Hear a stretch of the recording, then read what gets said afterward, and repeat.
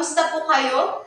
Napakaganda na nandito tayo muli para sa isa na namang CBC online class sa inyong tahanan. Ngayon ay matututunan natin ang tungkol sa ang bintanang nagpapaliwanag. Natutunan natin na pagtatayo ng bahay ay may malaking kinalaman sa pagtatayo ng ating buhay kasama ang Diyos. At ang susunod na parte ng ating pagtatayo ay ang mga bintana sa bahay. Para saan po ba ang mga bintana? Tama, ang mga bintana ay napakahalaga dahil nagbibigay sila ng liwanag at ventilasyon sa bahay. Ang isang bahay na walang bintana ay madilim. Naranasan mo na ba maglakad sa loob ng madilim na bahay?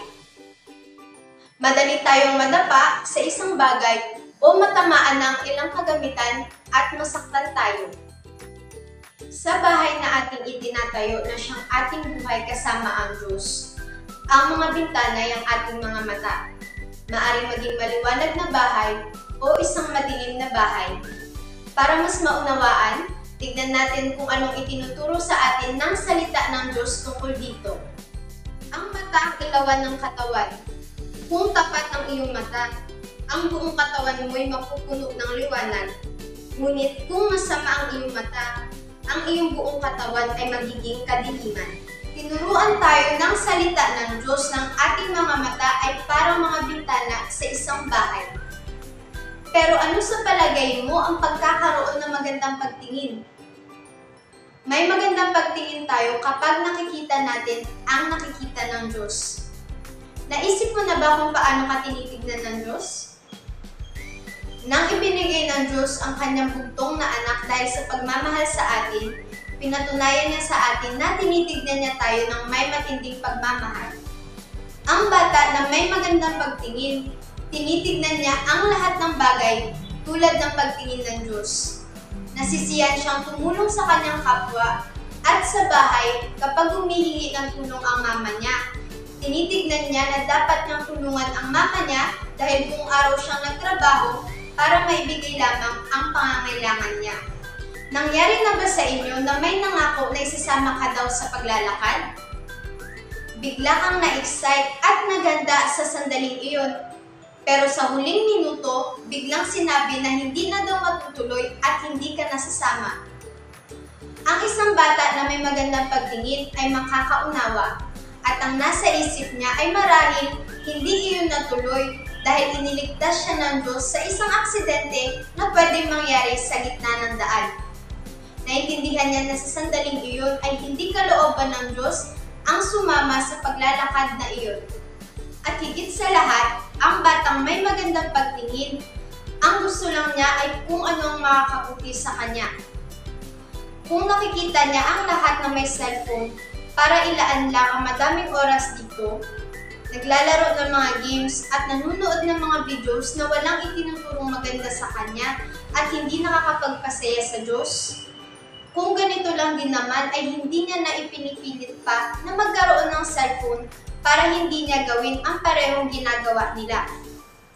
Para magkaroon ng magandang pagtingin at maging isang tulad ng bahay na may liwanag, isang magandang tip ay ang pag-isipan kung ano ang gagawin ni Jesus. Ang sumunod sa mga halimbawa at iyon ay ang mga hakbang ni Jesus. Malalaman mo kung ano ang gagawin at maliliwanagan ka tulad niya. Ngayon ay hilingin natin sa Diyos na tulungan tayong magkaroon ng magandang pagtingin. Kung nais mong maging katulad ng isang iluminado na bahay, pakiusap, ulitin ang panalangin gagawin ko. Panginoon Diyos Ama, sa pangalan ni Kristo Jesus, pumapasok kami ngayon sa banal at dakila mong presensya, Ama. My God, maraming salamat sa direksyon na natutunan namin ulit sa salita mo. Panginoon Diyos, naunawaan namin na kailangan namin magkaroon ng magandang pagtingin.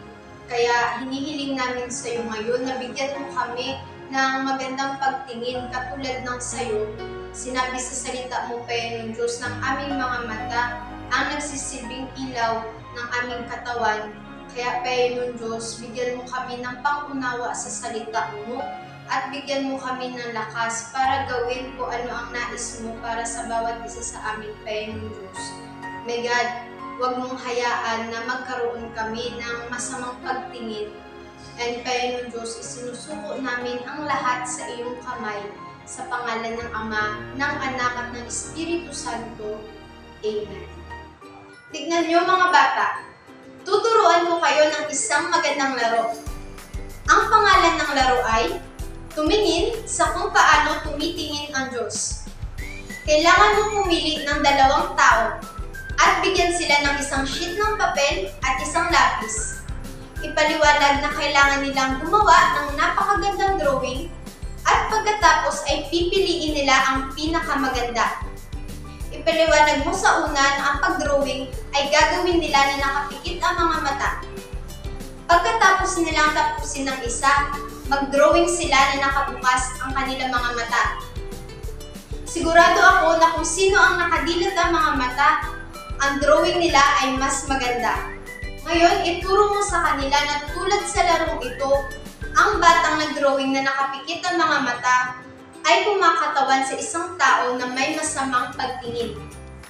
Ang lahat para sa kanya ay madilim at hindi maganda.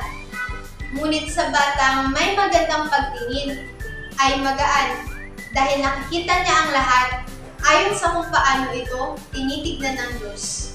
Nagustuhan mo ba? Kaya hihintayin kita sa susunod nating CBC Online Class sa inyong tahanan. Pagpalain ka ng Diyos at ang iyong pamilya. Hanggang sa muli mga bata, paalam!